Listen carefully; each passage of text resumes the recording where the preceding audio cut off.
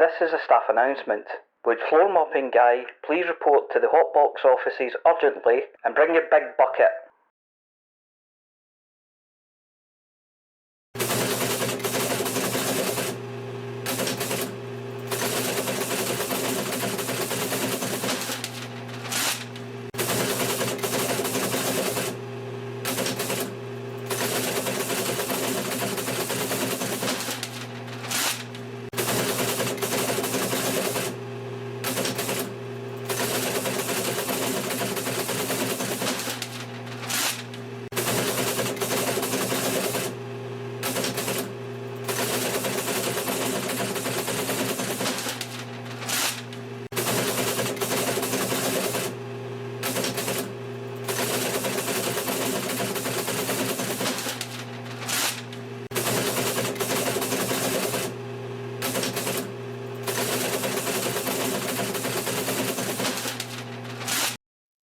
Hutton Orbital Radio News.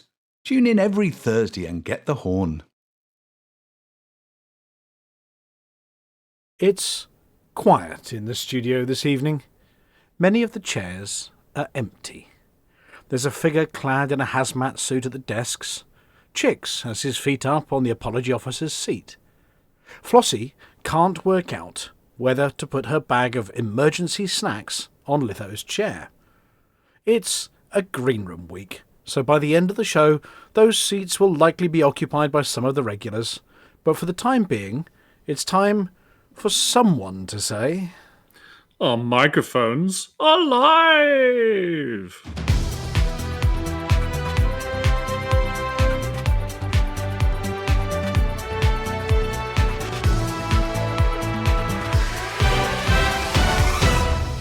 Good evening, everyone, from a very quiet Hutton Orbital this evening. I'm your stunt stand-in for the one that can't talk presenter this evening. And I'm looking forward to knocking off early and getting in a few more deliveries. And I'm pretty sure the reason Amelia's got a sore throat is all that shouting at the end of last week's show. Here, have a lozenge. And I suppose now it might be, possibly, maybe, even, time for some headlines. The snakes! The rotters! Pythias falls for the first time. Do not lick the space loofers.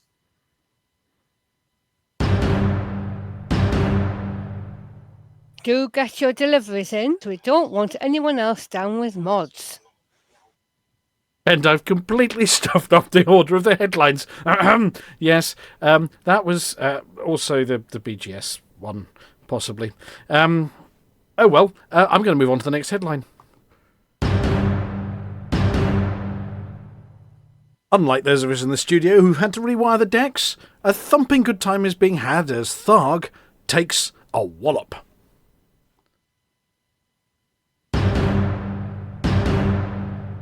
We go, ooh, over shiny new things. And I go, phew, mix another G&T as things seem calm.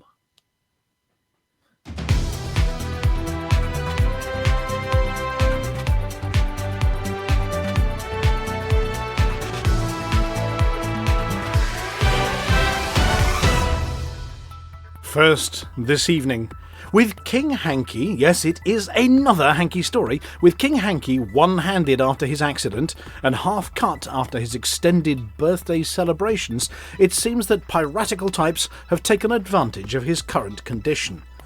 With Hanky unable to fly his ship, even with one arm bandaged behind his back, in defence of Pythias over in Colonia, that's right next door to Fort Mug, and with the recent downtime, then uptime, then down again time update from the Pilots Federation in the last few days as they bring online new Titan squishing systems, the galactic political situation has been a bit topsy-turvy. Political influence stats changing multiple times in a day. With the piratical do-badders popping in and out of the Colonia region, and Commander Montague Python Esquire still en route, Even he couldn't fly while the galaxy was forced to take a day off for updates. Input into the region has been limited, meaning Hutton went from 1 up in the war just before breakfast to 2-1 down by 11sies, and then a full 4-1 defeat by dinner time. We have lost Pythias. I repeat, we have lost Pythias. Okay, it's only temporary, as we're bound to fix the situation soon, and of course, as soon as King Hanky Clone III is back up and fighting fit, he'll have both his hands on his HOTAS, and the pirates will find themselves with more than a handful of trouble. Any commanders in the Colonia region, taking refuge from all the shenanigans around the Maelstroms, are invited to a party in Pythias and asked to do their bit to put Hutton and Hot Coal firmly back on the map. In the meantime, a medical team is pumping Hanky full of advanced medicines and lots of calcium to get his wonky throttle arm back up to tip-top condition.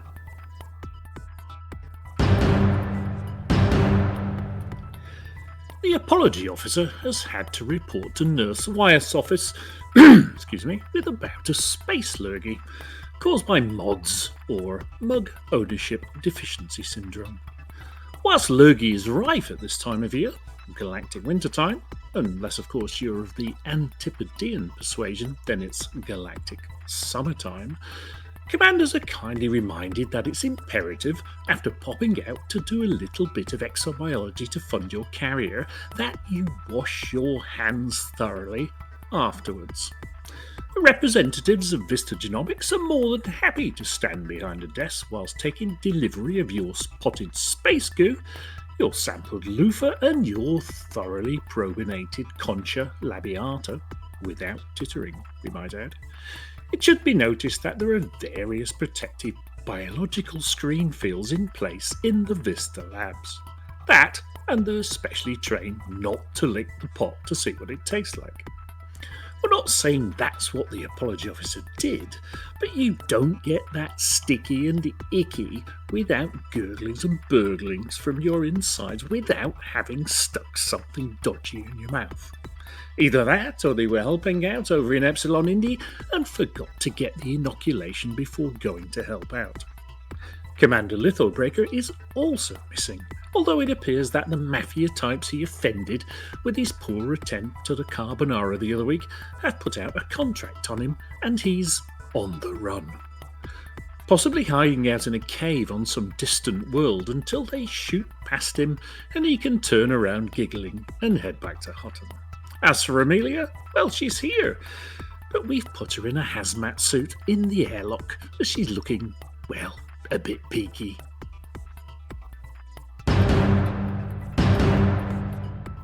Week 82 of Too Hot Too Messy saw commanders collectively pass 122,000 deliveries. Numbers are remaining steady with about 1,000 deliveries in the week, and this was enough for the 4-week average to rise by a slightly larger gnat's crotchet to 1,050.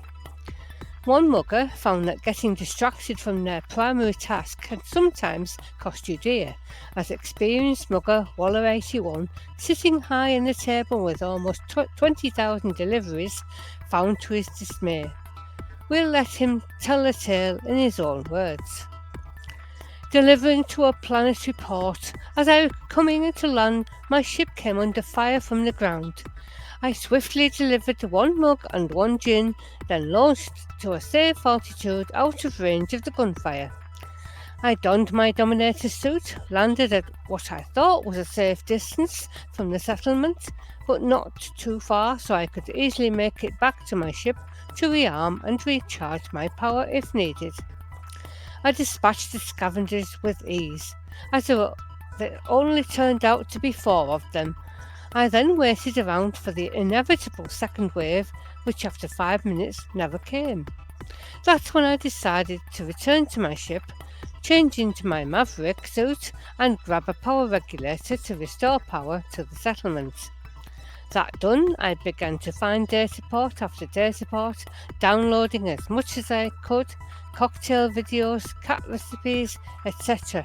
But with the sound turned down low in my headset, hell-bent on sucking up in as much Booksy data as I could and not paying attention to notifications in the top right of the screen. I was a bit miffed when a massive explosion rocked my screen. Checking my suit radar, I saw no sign of any other life, so I carried on to the next building to find another data port to top up on employee genetic data and smear campaign plans. With my backpack now full of data, I decided to return to my ship to do a data transfer so I could continue retrieving, stealing the rest of the data in the settlement. As I left the building I was currently in, I scanned around to find which direction my ship was in, but alas, I couldn't see it anywhere. Looking left to right again, I suddenly noticed the beam of a torch. At the same time, I started taking fire. I quickly raised my shields, drew my tormentor pistol, and fired off a few shots as I retreated to a higher ground, i.e. the roof of a building, to hide. That's when I remembered the big explosion I'd felt earlier, and my current predicament dawned on me. I was now stranded at this port with no ship, at least 46 to 6 heavily armed hostiles, and I had limited ammo and firepower. Taking more fire, I switched my Aphelion to try and drive them back whilst waiting for an Apex taxi to come and take me to a neighbouring star system with an orbital port where I could rebuy another delightful little dolphin. In all, I lost 35 tons of mugs and 35 tons of gin and almost died on my frantic dash to the taxi whilst trying to shoot my way past the scavs and had to abandon my power regulator, which I'm sure they took great pleasure in keeping for themselves. On the plus side, I did get some wicked new cat videos. The approaches to Hutton are clear and you should get a landing pad on your first request. There have been no Hutton runs this week and supplies are running low. If you're planning a visit, we urgently require the following essential items: clothes pegs, jam, plastic glasses, pearlescent buttons, pickled onion monster munch, and a packet of woodbines, cause somebody's gasping, not me.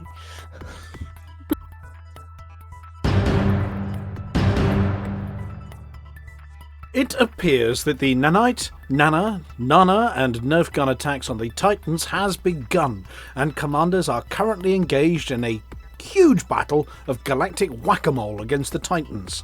Reports are that funny glowing things keep popping out of the Thargoids, and commanders race to whack them down again, only for them to pop out again later. Do Thargoid Titans like poking their tongue out at passing ships? Is it a giant game of knockdown ginger, with Thargoids coming to the door to see who's knocking, before being TP'd and egged by over-eager commanders? On the war reporting front, and after extensive imaginary discussions with Vulkarius, it appears that progress against the Tyrannus Titan is being measured in onion rings.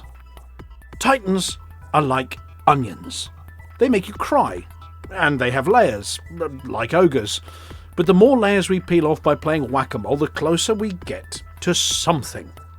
The something might be beating off a Titan with nanas, or it might be pissing it off enough that it gets really mad.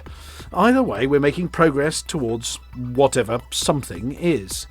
It does appear that our cunning plan to mistranslate the entire battle plan into Welsh in recent weeks worked a treat, as the entire attack appears to have caught Tharg entirely by surprise.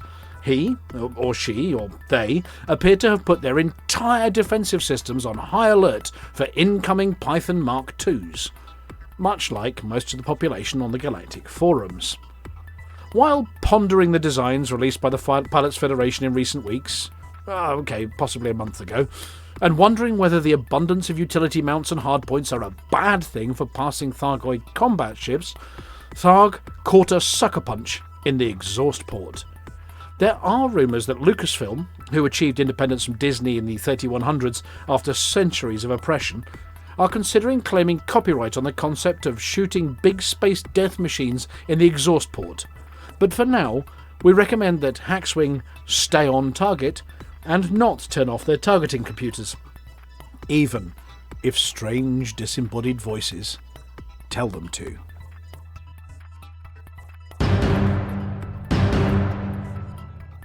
Following on from Tharg's studying of not-so-top-secret anymore plans for new ships in the galaxy, the Pilots Federation has revealed new video footage and a few details about the Python Mark II. It has a squillion hardpoints, okay, 6, and a squillion and 1 utility slots, okay, 6, and apparently has been designed as a PvP battleship. Now, Hutton doesn't like the little V in PvP. We like to replace it with a W with with, for with instead of versus. But given our adaptability and our ability to turn the best adjustable spanner into a hammer and mug into an ideology, we're bound to come up with some uses for the Python that don't involve shooting at other pilots. Probably trucking with mugs and gin on armed escorts for convoy of mugs and gin, or maybe defending the production of mugs and gin against pirates. Though, to be fair, by the time they reach Hutton Orbital, most of the pirates have given up and packed something easier, like flying to Colonia and making a nuisance of themselves there. Anyway, it's sexy, it's sleek, it's got the word Python written on it and goes pew pew.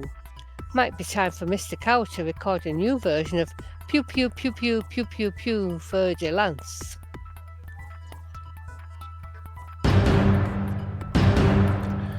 Things are going through somewhat of a what do you mean it's St. David's Day tomorrow? It was New Year only last week, wasn't it? Vibe in Hutton Space this week, with no fewer than 7 systems finding themselves on Alvin's report. Some only just. More on those stories coming up.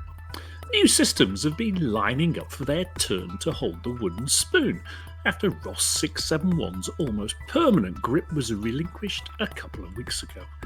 Last week's holder, Epsilon Indy, lost out to this week's challenger, Nerences, where the system fell victim to a Luyten 347-14 prison colony riot, which threatened not only to lose Yang Orbital and control of the system, but also stir up the moths in the crannies of the wardrobe.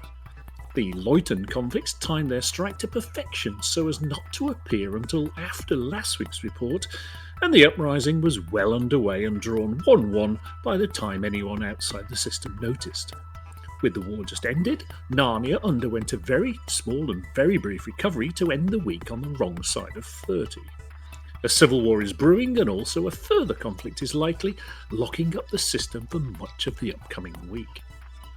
Last week's wooden spoon holder, hard to move Epsilon Indy, is on 33, and the system is quiet and presents a perfect opportunity to boost it off Alvin's poop list and back into the 40s, which it hasn't seen since October. Never much of a stranger to Alvin's list is our basket case system Barnard Star, putting in a reasonably credible 37. Further, they seem elated that they're not suffering from war, 2 infrastructure failures, 3 civil unrests, a famine, a blight and a bust, like the rest of the system factions. Usually hovering in the low 40s, Kakari's recent decline took it to within a smidge of war a couple of days ago, but recovered sufficiently to end the week on 38. A civil war is locking up a 5th of influence, so we should see a rebound on the conclusion of that. Sharing the 38th spot with Kakari are long-time wooden spoon hoggers Ross 671 and Hill Pass Psi. Lastly, Epsilon Eridani has poked a toe under the edge of 40. The outbreak in Epsilon Indy was cleared and the system is now open for business.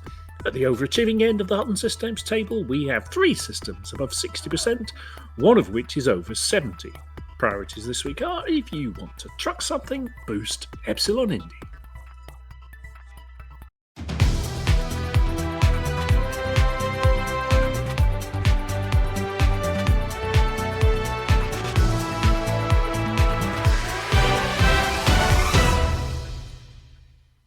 Yeah, relatively seamless. A little bit seamless. Maybe only minor seams when I push the magic buttons in the wrong order. But on the fingers of how many hands would you say? Well, no, I think I just face palmed the desk and something happened. Anyway, as you may have noticed from the article, we're a bit thin on the ground in the studio this week, but we got all the best ones. Well, some of the best. Some of us have done this before. We've got a few of us in the studio, should we say that? Because Amelia's had to go for a lie down because she's caught space lurgy, probably from the apology officer. The apology officer's gone for a lie down for licking exobiological samples, and Lithobreaker is currently on the run. On the lab. Or got the runs with space lurgy. We're not sure at the moment. Which leaves Commander Flossy.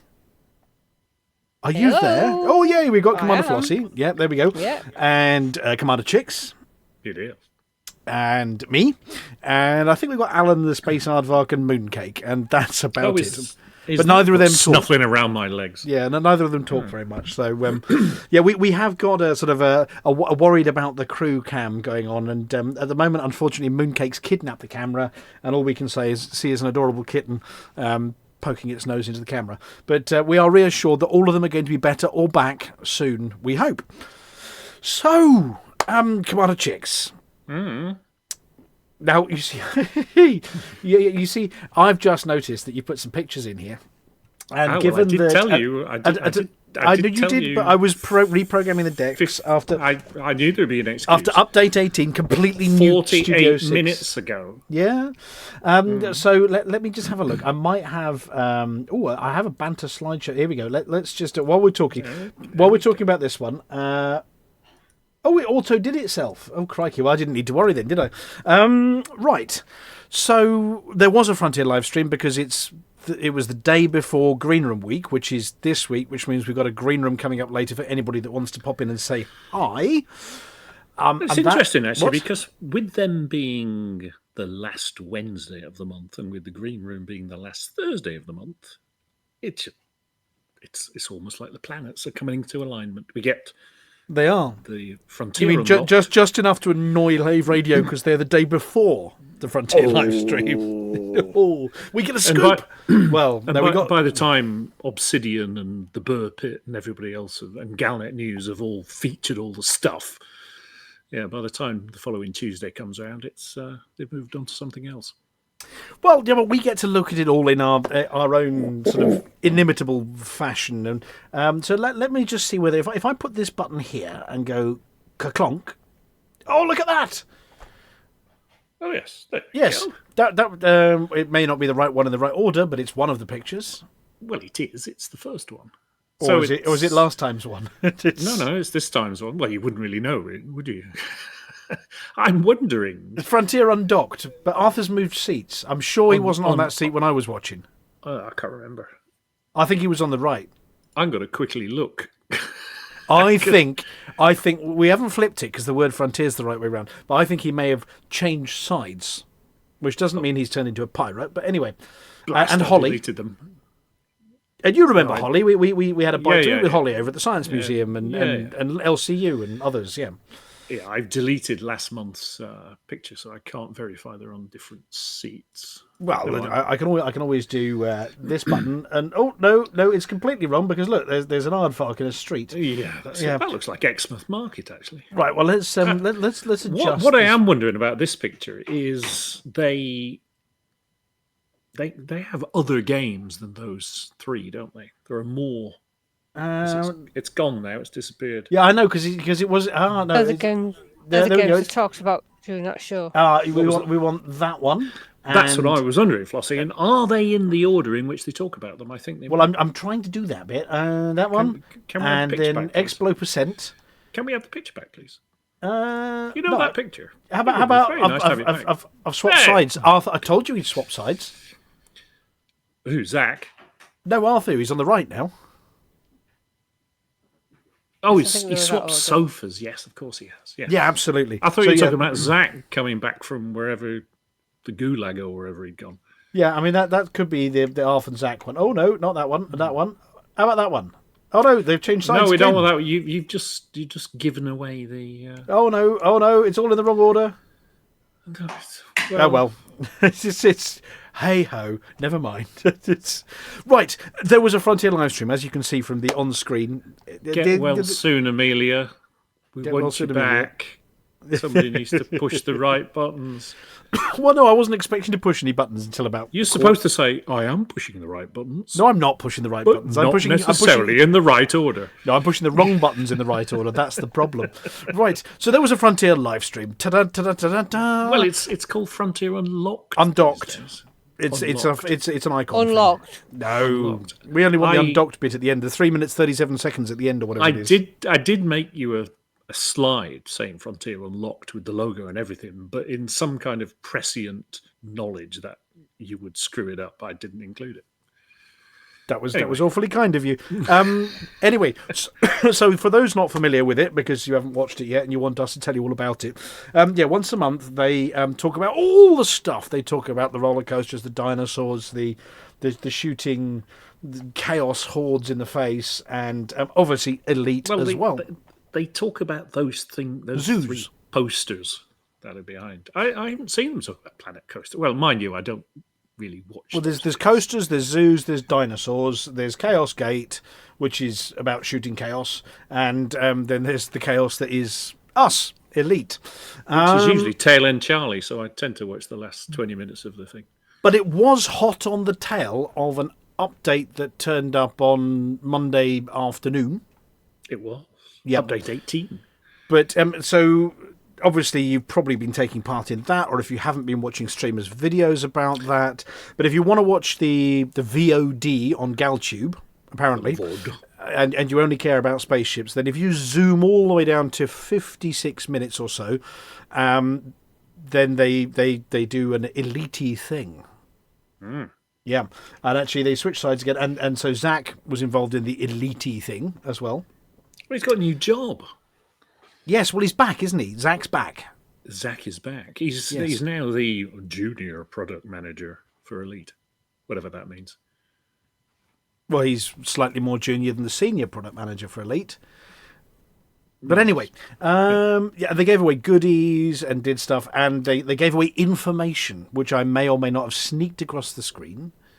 Yeah, there was a competition for all that stuff that's on the floor and on the table in the middle. Not all the stuff on the wall. You can't win that.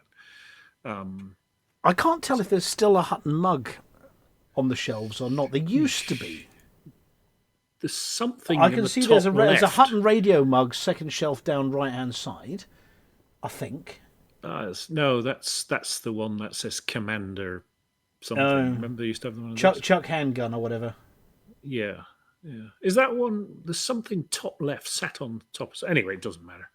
Well, we'll have to zoom in, or we'll have to ask them next month to. Maybe they should put the trophy in that bit in the middle with the glowing thing. They should put that trophy we sent them with the revolving base up at the top there, just for fun.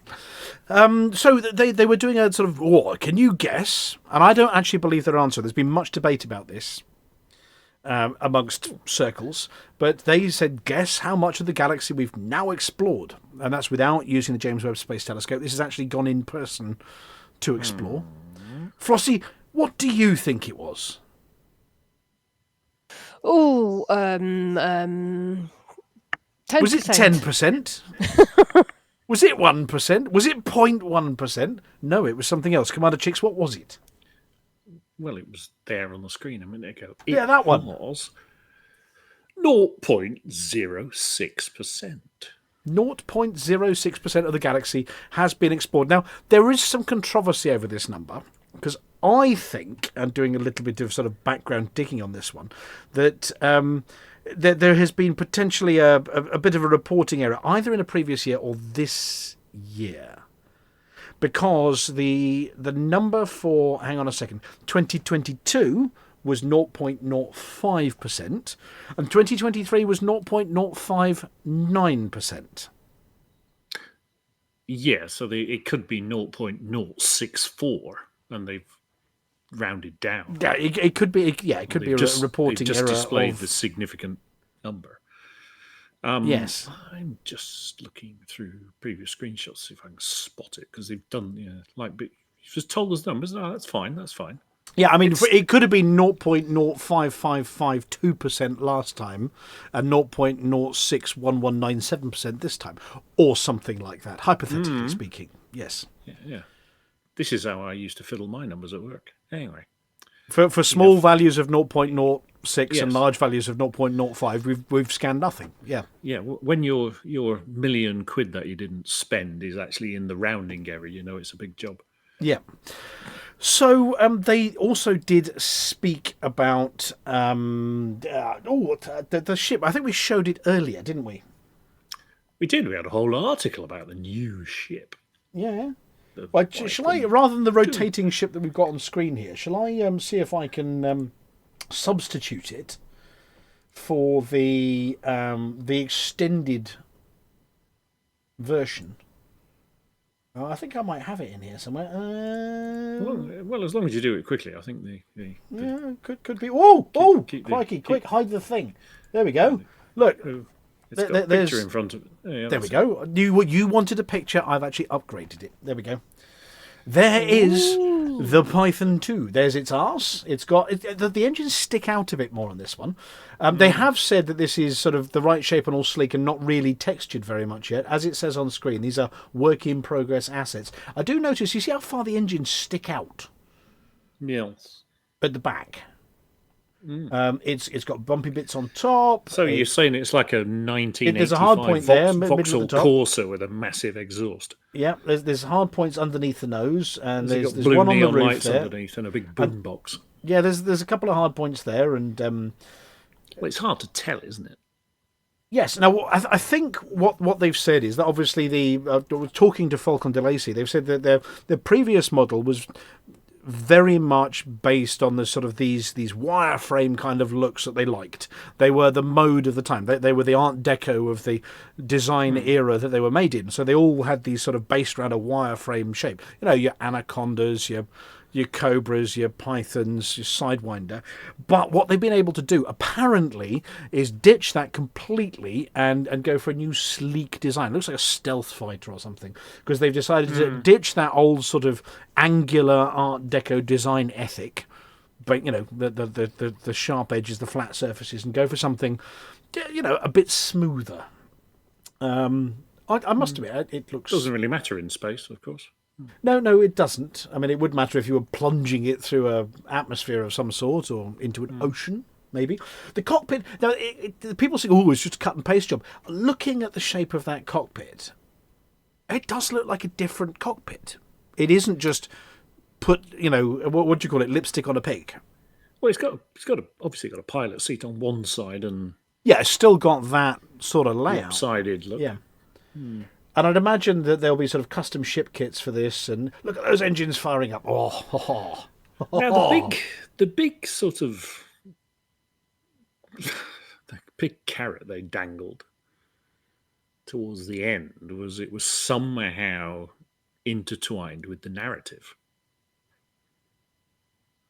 Well, it was somehow intertwined with the narrative and somehow intertwined with some PvP power play related kind of update. But yes. Before, in update 18, now they did, I mean, they were as vague as they could possibly be, but update 19 is pegged for this summer. So Update 19 for the summer. So let's say that varies from beginning of June to end of September to sort of those 3 days, you know, those 3 warm days we get in May, and then it's winter again, depending upon your view. So something's going to happen in the next few months regarding this ship anyway. That's all we can deduce. I'm sure they could have done a better job, and Obsidian Ant probably done a better job, but... well, I mean, I've got the words. I've got some sort of words here that we're allowed. They're sort of kept tightly under wraps until Arthur and Zach and Holly had spoken about them. But the words from the manufacturer are that the Python Mark II has been created with a focused intention of being able to compete with some of the best PvP ships in the game, primarily the Mamba and the FDL. Now that's interesting because aren't they bigger? A lot bigger. they're all medium ships. So Oh, I suppose they're medium. Maybe it's just in my head they are. I thought the FDL was a small, not a small ship, but on the small of the. But doesn't it have an enormous hard point? It does. Yes. It has an enormous canopy which keeps getting shot out as well. What they've said is it doesn't mean pilots won't find other uses for it, but it was the design focus, and it will be balanced against the other ships in PvP, which basically means it's probably got lots of space for shield cells. Apparently, there are going to be lots more reasons to engage in PvP. Boo! With Power Play 2 coming soon, and the Python Mark II should enhance that. Right, gotcha.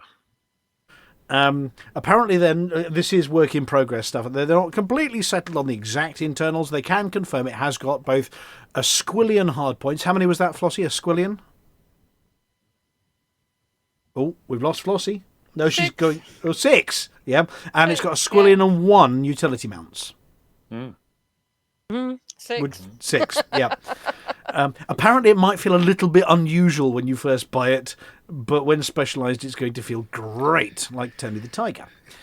Apparently, there's hints of it having another capability, but we don't know what that is. Yeah. Is it any good at mining? Because that's what I use mine for. Yeah, but I mean, it does look like it's got some engines on the back of it. And it looks like being sort of a quite a nice blank canvas for customising the ship with what you want.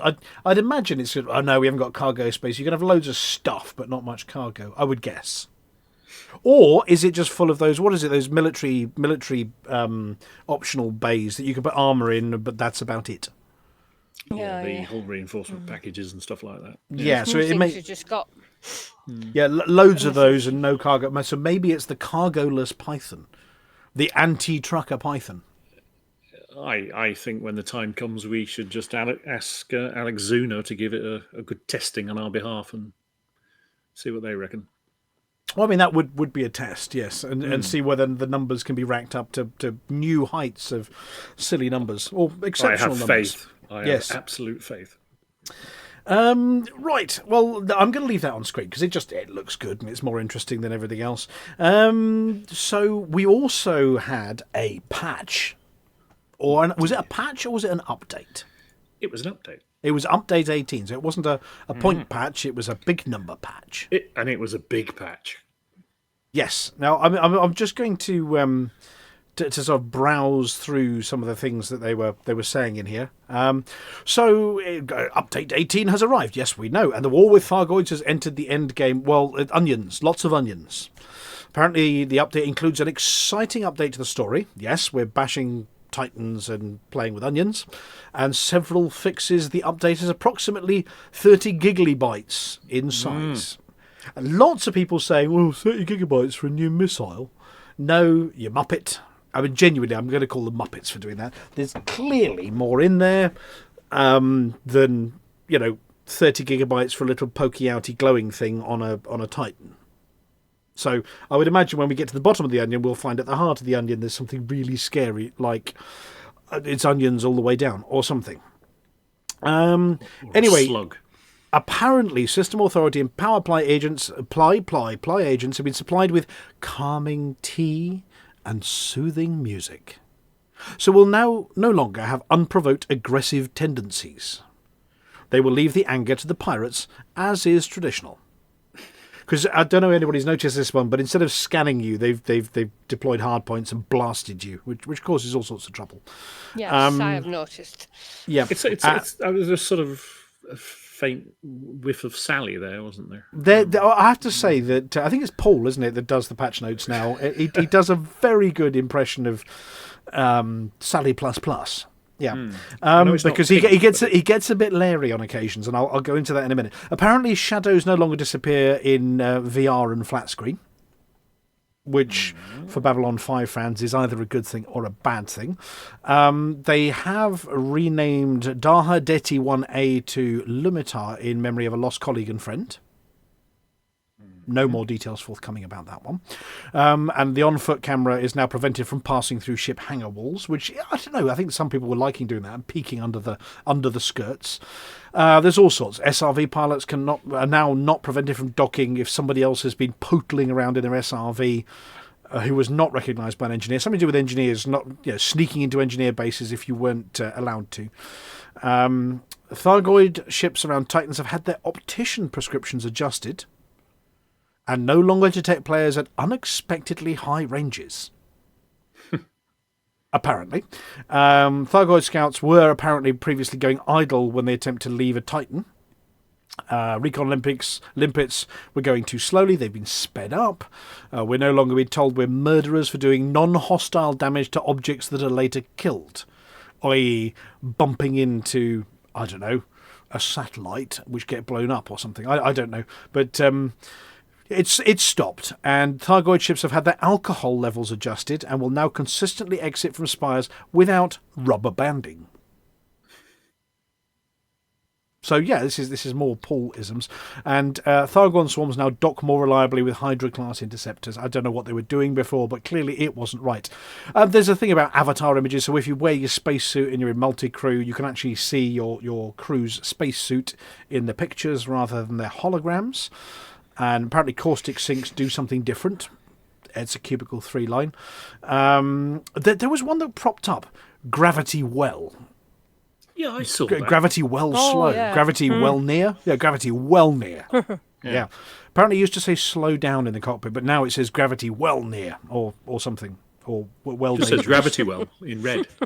Gravity well. I'm glad it's feeling well, unlike the rest of the team on this show. But apparently, don't speed too fast near celestial bodies or you'll see gravity well lots, which is different to slow down. Well, it does the same thing. Nothing else happens except it says gravity well and you go a bit slower. And then the asteroid bases have been labelled as asteroid bases in the POIs in the system map. Routes set are now correctly recalculated after reloading. Caustic damage stuff. FSS scanner info talks about AX conflict zones. Yeah, all sorts of bits and bobs. Apparently resolved outdated descriptive text on the Titan locations. They've put the wingtips back on the Eagle. Apparently they corrected some minor grammatical errors. Probably also related to taking away the alcohol. We don't know. There's one here. It says fix some scatter rocks which would interfere with payer spawning. I'm sure that's player spawning. Do you ever see that picture? I had a bloody rock in the middle of the landing pad the size of several houses. Wasn't that in one of the engineer bases? No, I can't. I've got the name of the base. It wasn't an engineer base, but it was like a quarter of the area of the landing pad and just as tall. And they put the lights right up to it, and they painted right up to it. Except there was a bloody massive boulder in the middle of the landing pad, and I couldn't land. Oh Anyway. dear. Well, there's one for Flossy in here. Now, you're one in your last few broadcasts, by the way, chicks, that have been saying, oh my God, it's been at least 7 months since the start of 3310. And it's still only November. But they've managed to fix something just in time for Christmas for Flossy. Apparently they've fixed your Christmas jumper, Flossy. Yeah. All those bobbly bits. Yeah, they fixed all your bobbly bits on your Christmas jumper. All right. I don't Just know in time for Christmas. Yeah. All sorts of the camera adjustments and height maps. Oh, apparently tourist settlements, the height maps are wrong. So when you landed, you couldn't actually get your SRV out underneath them because you squashed them. Yeah, and known issues. Known issues. Apparently, Thargoids get stuck in an exposed state. Which they should probably be arrested for. Running away with the trousers down. Exactly. Or their thingy hanging out, the thingy that people have been shooting. Tentacles. With the donut rings on it. Apparently the number of donut rings that are lit up is going down in line with the number of onion rings that we're taking away from the Titans. So when it pops the thingy out, it's got levels, and apparently a few of them have gone already over on the Tyrannus Maelstrom. Then there was also just going through the notes. We always have to go back to. We always end up on deep fried stuff, don't we? Yes. Just It's a reassuring theme. Apparently, Paul Crowther, community manager, said that he's managed to change the description of the Diamondback Explorer because it's far too early on a Monday morning to be arguing about the correct abbreviation, probably in the patch notes. I need at least 3 more coffees before we go down this route. Followed by somebody suggesting maybe they were a failure as a gamer. His reply was, as was quoted in the Sacred Book of Gaming, Chapter 12, Verse 14, "Get good." That's fighting talk, that is. But always very amusing. I'm just browsing through.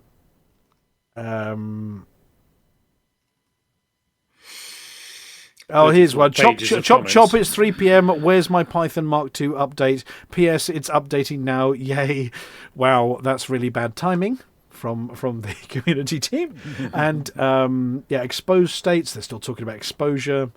And then they had a patch on the patch, which is what caused the problem in Pythias. So earlier today, they made some things easier or possibly harder. Apparently, Flossy, and this might be relevant because it's to do with previous rewards and difficult stuff to do with CGs, all rescue ships stock the required modules: Guardian, Banana, Torpedo Pylons, Shutdown Neutralizers, and Caustic Stink Launchers. The tech broker requirements for both the Shutdown Neutralizer and the Caustic Stink Launcher have now been removed, which means that anyone can be fully equipped for the monumental battle. That's very generous of them. So you used to... I think there was one commander who said, I've just spent hours going around the Guardian sites to get all the bits, and then you release this. And then there are some rewards. Now, are you talking about these in your bit, Flossy? The ARCs ones? Or not? No. No. The rewards for the last CG. Oh, no, these are the rewards for pew-pewing the Titan. No, nothing like that. Okay, so they've added something in, and rather than being monetary rewards, because money grows on trees in the galaxy, they've put arcs up, which you spend on Christmas jumpers. So apparently, anyone that contributes to the death of a Titan heart will receive 100 arcs. This is over and above the ones you earn just by being, in your spaceship. If you're in the top 25% of players dealing damage to that heart, you get an extra 100 arcs, and if you're in the top 10% of players dealing damage to the heart, you receive an additional 200 arcs, giving you 400 total. And apparently these rewards will be applied retroactively to commanders who've already taken part in Titan Heart combat. Also, participating commanders will receive a ship kit, a paint job, and a decal after the defeat of each Titan, but only if you've taken part. The set will reflect the amount of Titan battles you personally participated in, with each Titan you destroy awarding you a different set for a total of 8 ship kit, paint job, and decals. Dum dum dum. So there we go. You get stuff for doing stuff. This is new, isn't it? With Titans, you'll get stuffed. Yeah, so basically if you take part and then the Titan goes down, then you get stuff. But then you get super stuff, like 400 arcs, if you're in the top 10% of people dealing damage to that particular Titan's heart. Interesting, they're referring to them as hearts. Heart attack. Yes. But tush. Anyway, so that's the patch notes, and I'm still just looking at this Python going round and round and round on the screen. I'm going to leave that up for a bit. So having done that, now I noticed that the Commander Vulkarius is in chat, and I don't know. We might have a thumbs up from Vulkarius. Vulkarius, let us know. Are you going to be joining us in the green room later? Because if you are, I'm not going to do this next bit now because you sent us a video. So we'll just wait for Vulkarius on that one. It's a green room week. Flossy, could you tell people about what a green room week means, what they have to do to join in, etc., while we wait for Vulkarius? Right, well, Yep. we need to join us in TeamSpeak. You go to ts.forthemug.com, which is a server, a TeamSpeak server, not a website. And if you log into that, there's no password needed. And have a look for the green room and go into there. And when we have the green room, we'll either come there or drag you into our room, depending how many there are. Well, there's enough You seats can in here talk now, to aren't us. there? We've vacated a few of the seats, especially. Yes, we have, yes. So I can probably come in here. Well, to answer your And, question, come Vulkarius in is already and in have there. a chat. Yep. Well, anyway, Vulkarius has sent us something which we're going to ask Vulkarius about. So I'm going to skip over that bit, and I'll line it up for when we're chatting to Vulkarius in a bit. On that basis, is it about time for us to do the next segment of this show? Yes, no? Go on, then. Oh, go on Go then. on. Hang on a second. Run VT. When you don't know where to get more space news, space news, space news, space news, space news, space news, space news, space news.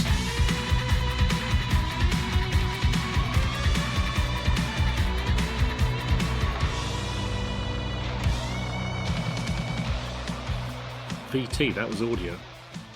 Well, there was something happening on screen as well, apparently. So it's time for space news. So there was some space news this week. Well, it's Not that much, but it's you know. mostly about a kitchen appliance that's on the moon. But before that, I'm just grabbing the doobry. Hang on one second, and where's space news? Here's space news, and find a button and do the thing, and hopefully the thing is let's turn the other thing off. This is preparation for you, seamless as they say. Right. What's this first one all about? There you go. I've got a picture up on screen especially for you now. don't know who put this one in. This was I think Palantir popped in. Did he? But apparently, I think I've got the notes up here. Astronomers in Armagh have discovered a sign that a star feasted on nearby planets and asteroids. A metal scar found on the dead star's surface had never been seen before, said astronomer John Landstreet. It was discovered at the Astronomical Research Centre in Armagh Observatory and Planetarium. So yes, there's a big scar on a star. And it's 500 kilometres long, was on an Earth-sized remnant of a star from a nearby solar system.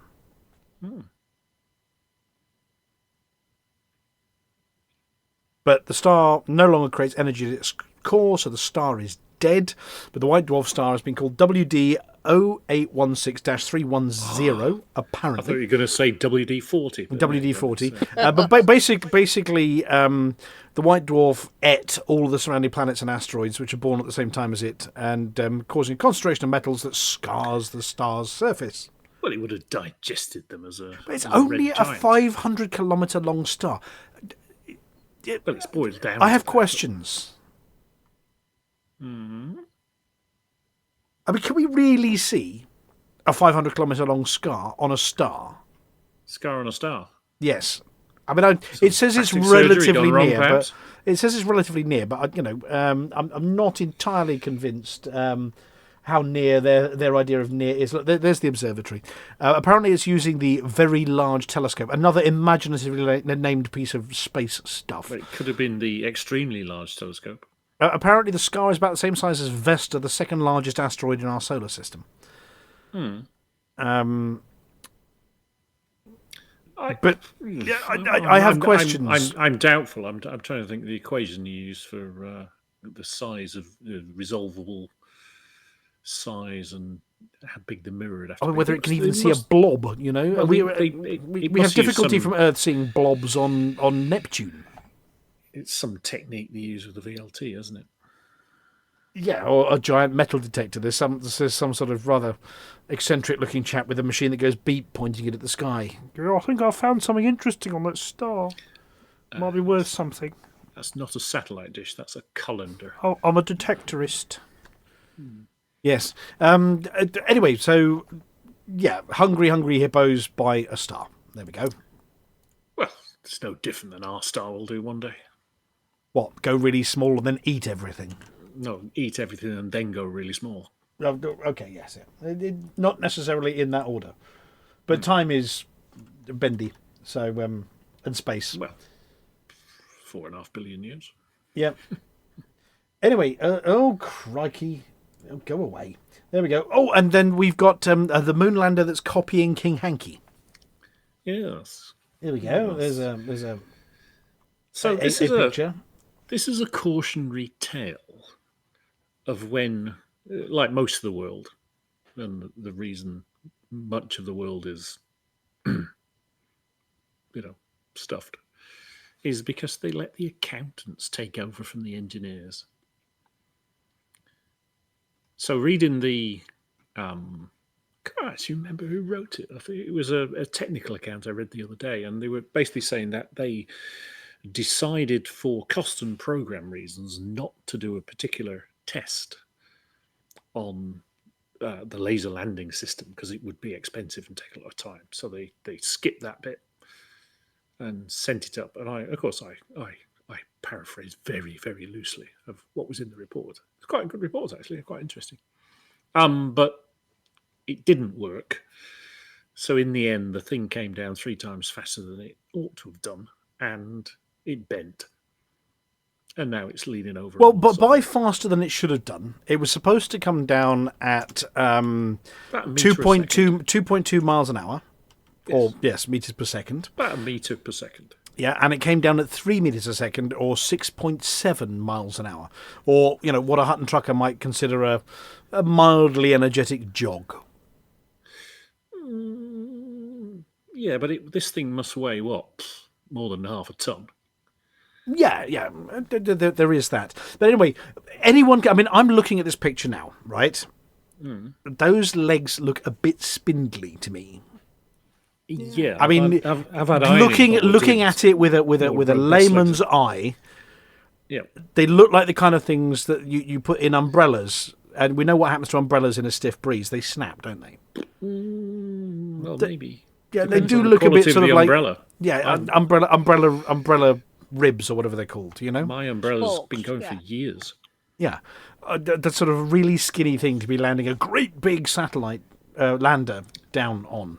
But anyway, they bust one because they landed too fast because a laser instrument that was measuring height above the ground got it wrong, apparently. Yes, but they from a glass half full point of view, they have managed. Most of the instruments are working as designed. They managed to do a lot of the science they were intending to do. So it's a bit wonky, a bit broken. It's about 30 degrees wonky, isn't it?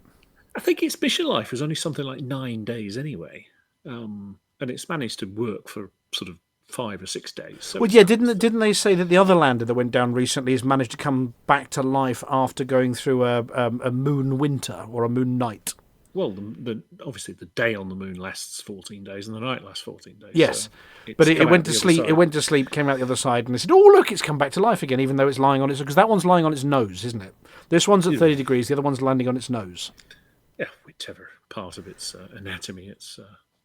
Anyway, it's. Yeah, look, we've got some pictures. Let's have a look. There's what it's supposed to look like.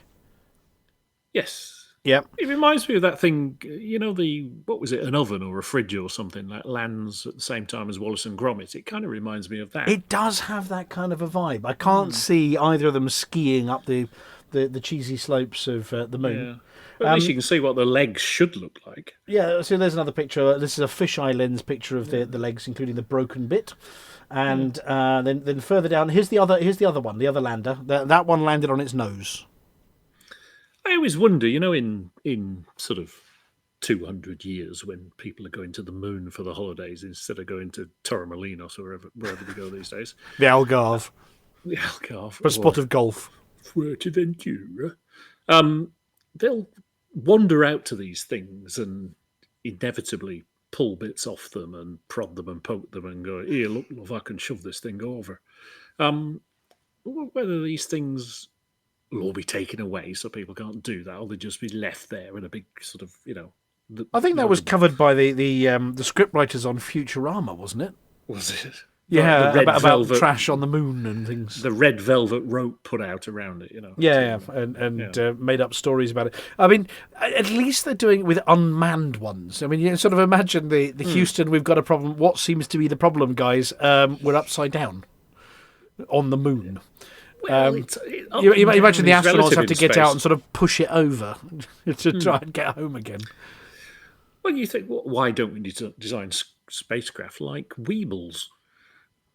Yeah, or what's that shape? There's a name for that shape that somebody came up with that is stable and unstable. It's got a sort of a curvy side and a pointy side. There's a name for it. I can't remember what it was. And you put it down and it just sort of keeps moving if it's in its unstable state. And if it's in its stable state, it's got a curved bum and a pointy top. And there's a special name for that shape. Curved bum and a pointy top. It looks a bit like a top that's gone wrong. I'm having to look it up now. I'm asking Hutton Dustybot. Hang on a second. It's a gombok, a gimbuk, a Hungarian word. Gumbots? I don't know. Surely it depends where its centre of gravity is. It's a convex three-dimensional homogeneous body called a monostatic. There we go. They should make them like that. Yeah, it's a bit inefficient though, isn't it? What, gombok? Well, yeah. I mean, if it's going to be a solid shell, then there's a lot of empty space in there, and then there's not the corner you need to fit your widget in. Well, we were talking the other day about Smidsies, weren't we? Do you remember Smidsies we were talking about? Nope. No, not Smidsies. What is it? Srimex. That's the one.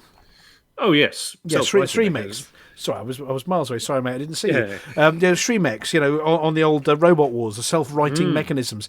And apparently turtles and tortoises are sort of self-righting if they get on their backs, or supposed to be, a bit.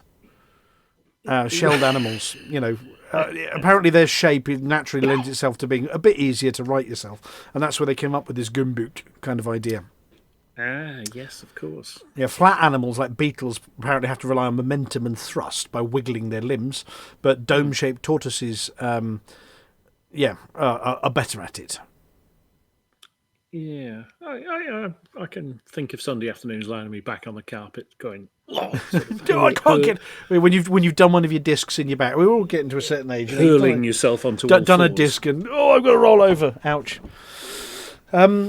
Anyway, so that's it for this week's space news. So I'm going to push this magic button, see if this one works. When you don't know where to get more space news, space news, space news, space news, space news, space news, space news, space news.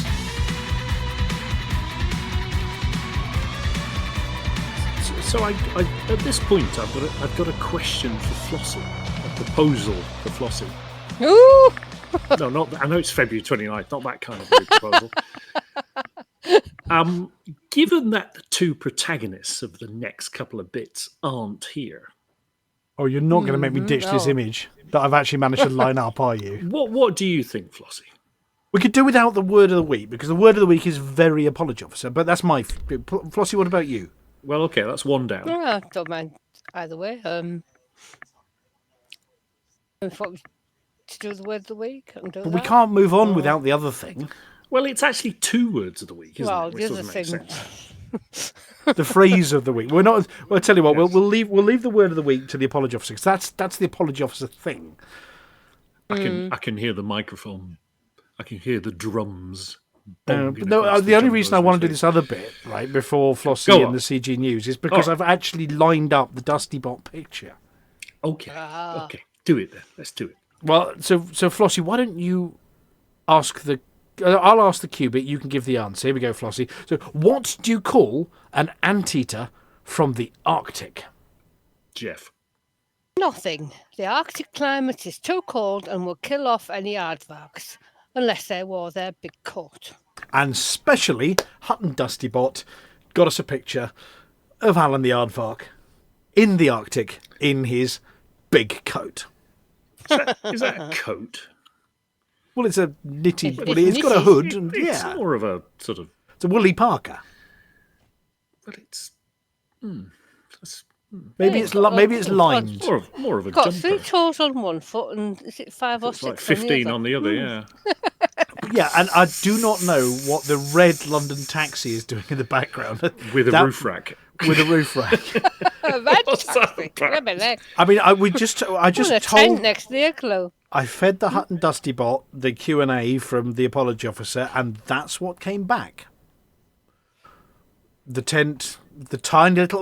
maybe that, because it's very small. It could be far away, but it could just be very small. Maybe that taxi is from mini Glasgow.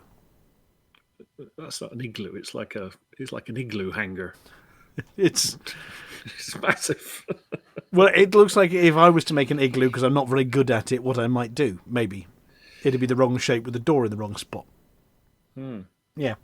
Anyway, Aardvark. There it is. Who is this superhero? Chicks? Nope. Mia, the apology officer? No way, man. Helen, the mild-mannered CG publisher? Could be. Hutton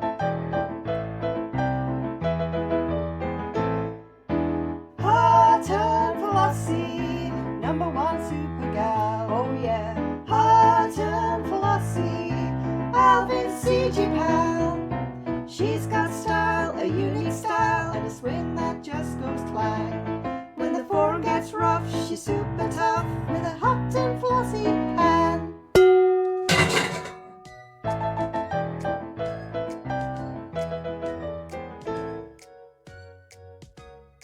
Hello, Flossy here with this week's CG News. The appeal for anti-Titan weapon materials finished on Monday morning, having passed Tier 2 with 7,995,113 units collected. The top 75% of contributors received 4D hull reinforcement package with Grade 5 heavy duty engineering. The top 50% contributors received 5D hull reinforcement package with Grade 5 heavy duty engineering and Banter high capacity heatsink launcher. And there are no new CGs this week, so that's it for this week's CG News. Flossy told you what to do. Well, it was a bit like you, that one, Flossie. Short and sweet. Short. But don't tush. Yes, I've realised that we've got all the faces up on the screen of the people who aren't here. I'm just going to have to delete a few people. Let's just sort of let's delete that one. It's not working, is it? Oh, yes, it is. There we go. There's one deleted. And we're going to delete that one. There we go. And we're going to delete that one. That's a bit better. That looks a bit more like the studio does from our perspective. It's right, like well, airlock, yes. Psh, there's the static noise. Psh.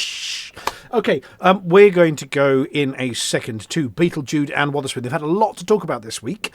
Don't forget to check out their channel as well, because when the show's not on, they're still broadcasting things. Apparently they did do the Python earlier in the week as well. But they've got new stuff for us, especially for us, which they're also putting out. Coming up any second, hopefully now. Galnet News Update, 29th of February, 3310.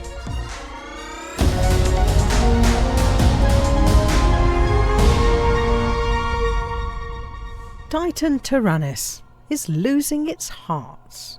And we have exciting news about how Aegis is making it both easier and more rewarding. The Titans, like ogres and onions, have rings. Those who wish to defeat the scaly space monsters have learned that those rings can be peeled away by attacking the Titans in a very particular way. Aegis's nanite torpedoes, if dropped into the 8 heat vents that form a ring around the upper surface of the Titan, create a lot of blue smoke and also make the Titan overheat. The Titan is then forced to expose its heat core, which looks like a pineapple emerging from its posterior. And this heat core is vulnerable to attack, especially using anti-Xeno missiles. Shoot a load of missiles up the Titan's rear-end pineapple, and it emits the blue torus of hatred, which can cause damage. The safe places are above the poles of the blue magnetic field. When it does the blue thing, a little bit of the Titan's ring gets eliminated. 5 of the rings are already gone, leaving just 3 rings to eliminate over the next week before Tyrannus manages to expand its influence and become more powerful and harder to defeat. There's some good news though. It has been reported that interdictions and hyperdictions by glaives, the most difficult to evade all the Thargoid ships, have ceased. It is unclear why this has happened, but it is a most welcome development, making travel to and from the Maelstroms far less dangerous. Additionally, Aegis, which is keen to get as many commanders as possible assisting in the destruction of the Titans, has removed the unlock requirements for the 4 essential modules: the Guardian Nanite torpedo pylons, the shutdown neutralizer, and the caustic sink launcher, and has ensured that there is a good stock of these modules at all of the rescue ships. There are several rescue ships close to Hyades sector FB-NB7-6, which is where the Tyrannus Titan currently resides, but the closest is the Hutton in Tellin. And Aegis has also arranged for additional rewards. The credit payment for assisting in destroying a Titan heart has been increased, with up to 400 arcs also awarded to those who contribute to the destruction of each heart. And for each Titan defeated, there will be a ship kit, paint job and decal to recognise those who took part. The battle to destroy each Titan will have a different set of livery.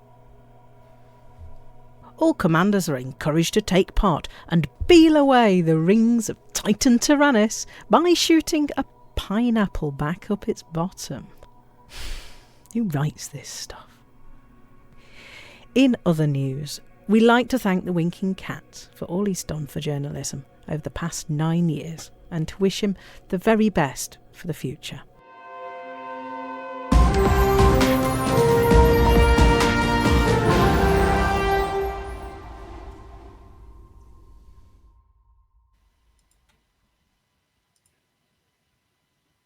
Thank you, Beetlejude and Wotherspoon. Now, it's time for the green room.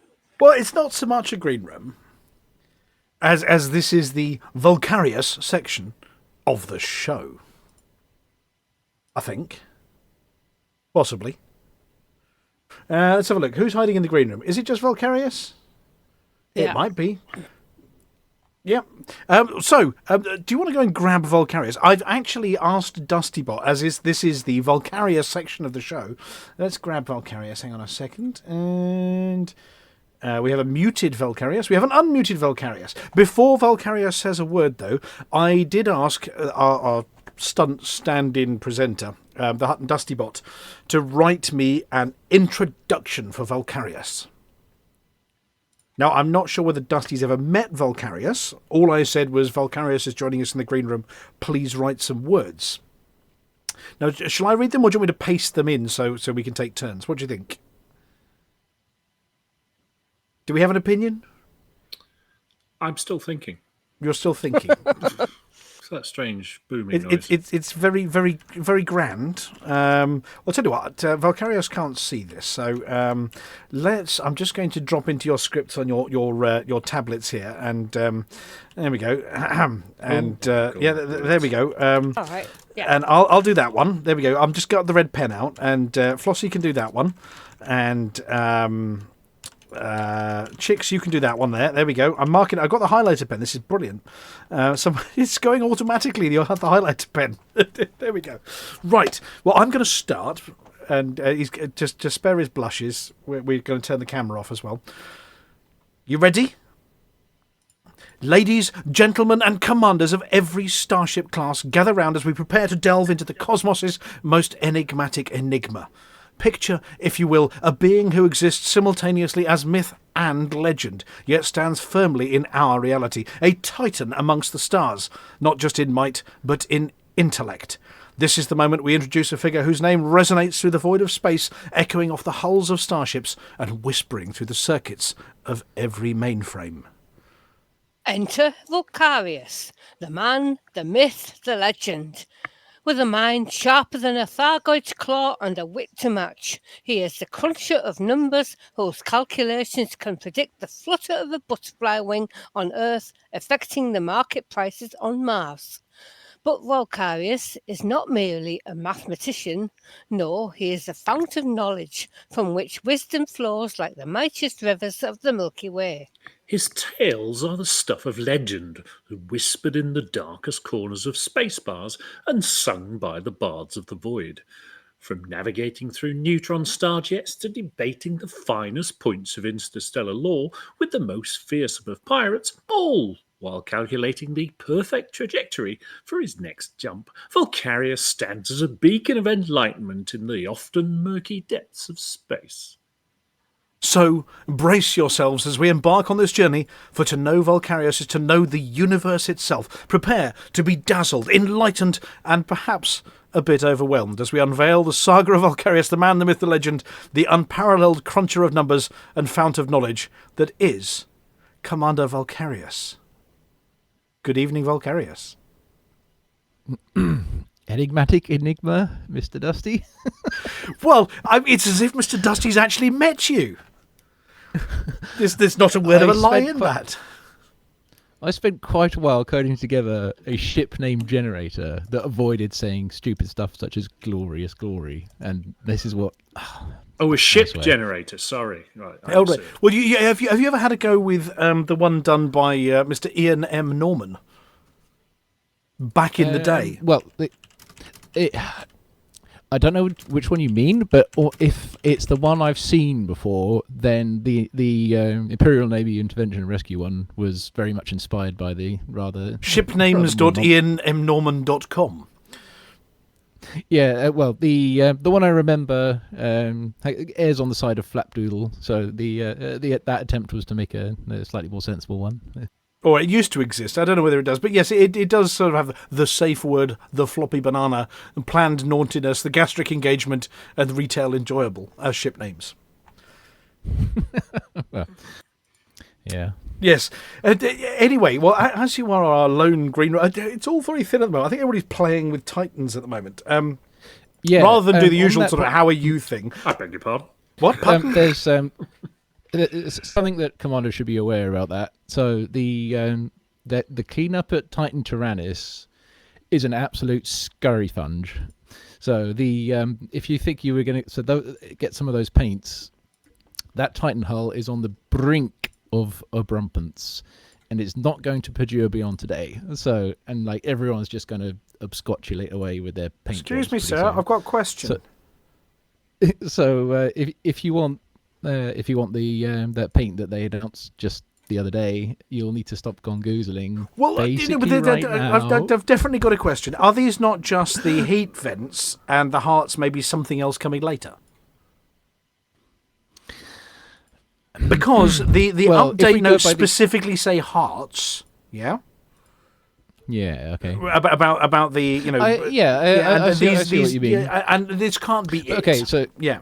Okay, we'll put it in the conditional then. In the event that either it is it or it's not, but the qualification for the paints requires damage to a heart specifically, you're going to need to get a move on right now, or you'll be calling fire at the growlery.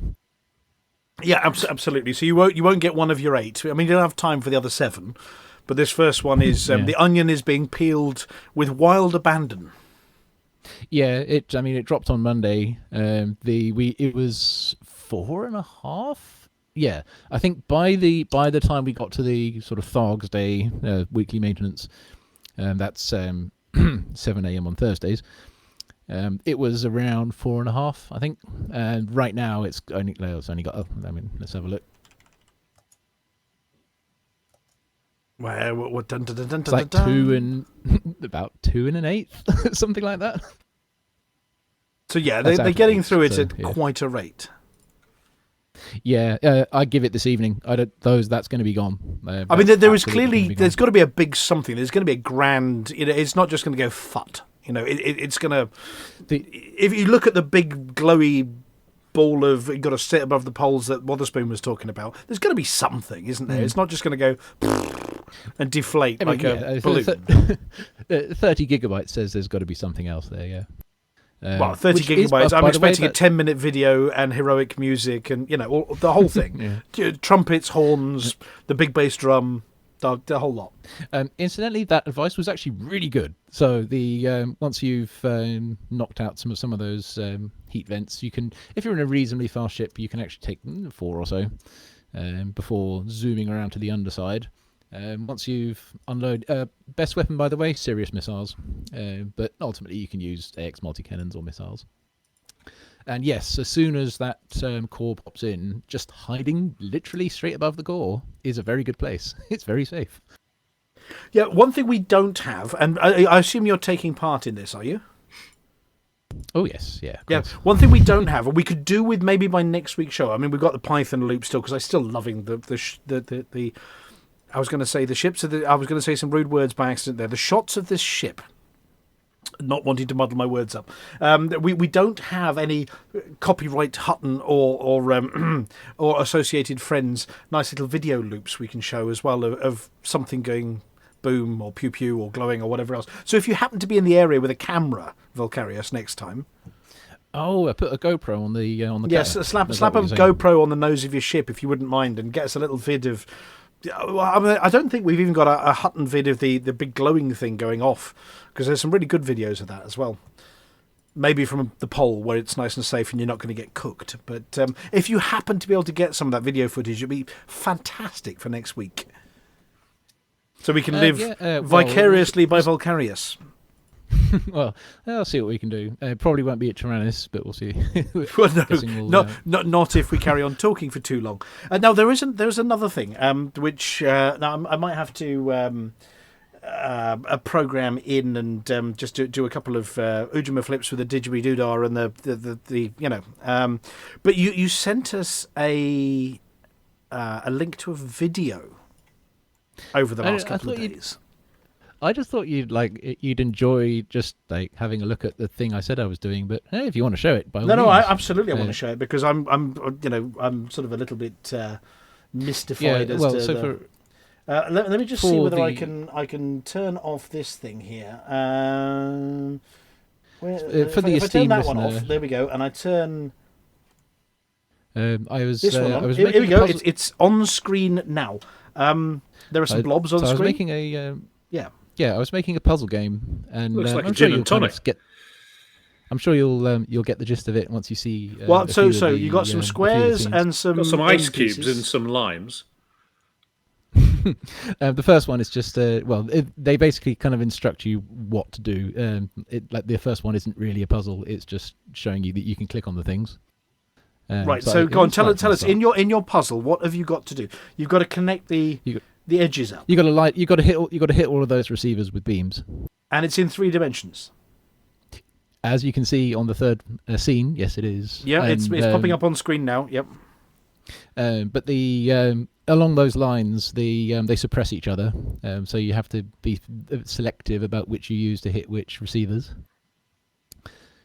So if you look at this is like an unlock puzzle, isn't it? If you were in a VR environment, you had to unlock a door. You might have to do a puzzle like this to unlock the door, or something. Well, if you look in this 3-layer one, that middle layer, only one block could have hit one of those receivers. So clearly, the solution must involve that block. Which one are the receivers? They're the things to the sides. They light up. They go green when you. They're the pyramids, not the cubes. Gotcha. The limes. You're about to see some of the. So that was just a few of the basic laser mechanics. But now we introduce the notion of a weak beam. Is that the different color beam, the lighter color beam there? Yep. Yeah. So it can't get through a normal block, but if you suppress it, then it can. That's what that's teaching you. All right. Okay. And these levels, are they handcrafted or are they procedurally generated? These are handcrafted. These ones, right? I did have ProcGen in mind. It would have to be you have to be quite clever to put something together and realise that there's actually a path, like a logical path to reach the solution, not just random guessing. It wouldn't be enough that it wouldn't be fun if it can generate something that has a solution. especially when these arrows are involved, which pushes the blocks around, as you just saw. I need to add Right. boundaries to the... I realise I need to add a visual boundary to that one so you can see how far it's going to go. Then you got this, it puts the weak beams and the arrows together, where in this one you need to get a suppress up the middle, but there is no cube in the middle. However, if you push a few around, you can achieve one. And so when might we be able to actually boil our noggins by having an attempt at some of the fiendish puzzles that you've been crafting here? Well, I'm quite busy at the moment. I've just taken on some new work, actually, which is quite exciting for me. But the work, I remember that, yeah. Yeah, I remember that too. Work? What is this? Oh, hang on a second. So this is the Hutton show by the gentlemen and ladies of leisure, apart from Vulkarius. Well, someone's got to pay all the tax, haven't they? It's nearly 10 years since I retired. I've retired 4 luckily times. It's of the creative sort, of the type I enjoy more than what I was doing before. Well, I mean, I'm doing 2 things at the moment, but in any case, So, is the question playable demo basically, or because hopefully it's not the full thing because I have no idea. Should we apologise at this point to the podcast listeners? Yeah, so for the podcast listeners, there are some cubes on screen and some pyramids around the edge, and there are some lasers, and everything's going pew-pew. It should make really cool little laser noise when you light them up as well. Just imagine your butler making a gin and tonic with ice cubes, limes, and laser beams. Yeah, and then make a Thargoid noise when you win. Yeah. Well, you don't want it going through your head. Lasers and heads don't mix that well. Yeah, I haven't worked on sound at the moment, nor on that much on animation. I have some ideas to animate the cubes, make them do some interesting waves, using the vector. If the faces of the cubes to different things, and you had to spin them, you see. You could put dots on them. That would be another special piece. There'll always be basic cubes which do just send lasers in all directions. No, it is very, very impressive. I mean, just as a piece of design, visual design, it's impressive. Let alone the gameplay that goes behind it. Well, that's quite the compliment because it has the total number of textures used in this is 0. Well, visually it's appealing. It needs a funky soundtrack and laser noises, definitely. Of course. Or a countdown timer. You need a countdown music as well. So it gives you stress if you can't do it. Oh, see, I wasn't gonna. So I wasn't going to make them kind of hard timed like that. Although having the notion of keeping track of the times you took to do each one, and not leaving it on the screen while you're doing them, but just showing you afterwards, perhaps. That's so you can but obviously do the same one again once you've learnt it. Is I know this one. Oh, it's just you're only really cheating yourself at that point. Yeah, absolutely. There's a speed challenge, but only for novices. I'll tell you what, we could. Might it be ready by ECM? That's the question, so that we can put some novices to have a go with it. So playable by ECM? Absolutely, I would say so. We can even have it on a big screen somewhere with people trying to do the challenge. I could give people downloads of it at ECM. Certainly, it's the kind of thing that does appeal to me. I do like that kind of puzzle, and in fact, I would imagine my son, who's very much into puzzles and stuff, Rubik's cubes as well, and whatever. I think he would he'd go potty for this one. And something I mentioned last month, in terms of it, so obviously I've added a few mechanics of my own, not necessarily the last. But the basic ones that you can see in the first few. Oh, I've just took it off. I'll put it back on. Hang on. If you want to. I've lost it now. It's no, I've lost it. There it is. It's back. There you go. I've got both things on screen now. It's back. So especially the fourth one, where you've got the 3x3x3. Any people who do Sudoku will notice the spatial pattern emerging of what happens when you have candidates where one digit can go. I do That's not Sudoku, really an but accident. doesn't mean a thing this lot. The plan is, and actually it does have this, but it's not in the video, although it doesn't have it fully visually, is Sudoku mode. 9 by 9 by 9. So what you see with these cubes, if you imagine 9 by 9 by 9, that is a representation of a Sudoku grid. All one needs to add are the box logic. So right now there is no box logic; it's just rows and columns. What you'll see in the 3-layer solution of this one is that the pro Sudoku solvers called it a swordfish pattern, but the 3 variants of the swordfish is what you'll see. They will be the 3 layers inevitably. And yeah, all it needs is to be 9 by 9 by 9, which it can do, because I've got a version of it that does, and indeed have box logic such that when you tap one of the cubes, not only do the rows and columns get suppressed, but the same ones in the 3 by 3 box get suppressed on that layer. Doesn't have any visuals for it, but it does do it. So absolutely the idea will be on the side, main game, Sudoku mode, as a nod to the actual inspiration. It is massively impressive stuff. Mr. Dusty was not wrong.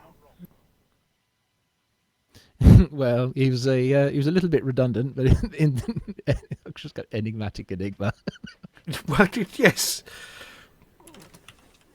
Anyway, other than that, other than doing all of this and your new job and destroying Titan hearts / heat things, but they could be the same. What have you been doing? No. That's pretty much it. That's what I've been building. Oh, right. Quite well, so. Yeah. I don't. Hopefully, that's all I'll admit on the show at least. Hopefully, Amelia's team of private dicks hasn't found anything suspicious. Right. So, I mean, you're going to be taking part in the Maelstrom stuff. Now, your Predictatron, I don't know how your Predictatron is feeling this week, but oh dear. Now, we're going to theoretically, I mean, I can't see us not beating the Titans now that so many people are taking part and these rings are going down. We've got 8 of them to do. So let's say, when was it released? Monday?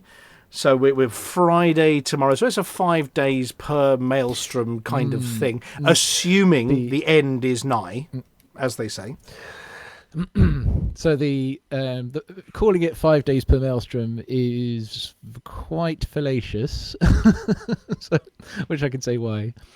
So Tyrannus, obviously, we'd already cleared. There's a mechanic not mentioned, by the way. That's a game mechanic, not a literal vehicle mechanic. Before Chick says anything about that, I know he was thinking it. I was sucking air through my teeth, saying, "Gotta be expensive." Yeah, big end's gone, mate. If you look on the galaxy map, and if you look at a Titan system or a few Titan systems and compare them using the Thargoid War information on the right, you'll see they have different damage resistance. And this, so far, it seems to correlate with the number of systems that are around that Maelstrom. Well, they did mention that on the live stream yesterday, didn't they? I haven't seen it yet, but certainly. Yeah. They very specifically say you're going to have to knock out the other systems because obviously it's logistical support to them. So yeah, so that's the basic reason why it isn't going to be 5 days per Maelstrom.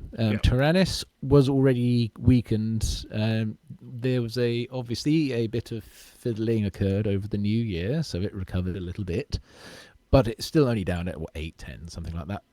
So its damage resistance, it was medium or moderate, they called it, before Thursday.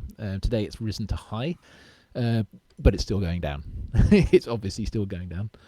You're going down, Thark. You're going down. So your Predictatron then. Okay, so they're going to go down. So it may take some time. We've got the stuff to do. What do you think? I mean, are they just going to become sort of derelict space hulks? Are they going to turn into little red stars and go away again? What do you think's going to happen? when one dies, like what does like when? Well, one no, Titan yeah. dies, Well, one of the Titan. I mean, are we going to end up with sort of derelict Space Hulk Titans that are deactivated, or do you think they we go? have a list of. Yeah. See, we have a list of possible possibilities here. Yeah, one of them certainly is that we end up with a wreck. Perhaps the caustic cloud dissipates and commanders can explore what remains. Especially if they can bring, they still may need to bring extraction missiles to see if they can find any survivors. Got to fill up 30 gigs somehow. Now, here's your predictor on the. Yeah. Go ahead. On the same list, though, are explosion, system destruction, commander self-sacrifice, like all sorts of things. Right. I mean, or are the Thargoids going to do a Sidewinder special back to from whence they came kind of thing? But also, the vast amount of energy that's gone into these assets, yeah? Yeah. I mean, the possibility of something remaining that's still able to be... I mean, a vast amount of programming time and audio time, whatever's got into them. You know, it would make sense for them to retreat as opposed to stop. Yeah, possibly retreat if they've got an interesting leaving sequence. Speaking of... Well, I was thinking the opposite. So if the Titan arrival sequence was pretty good.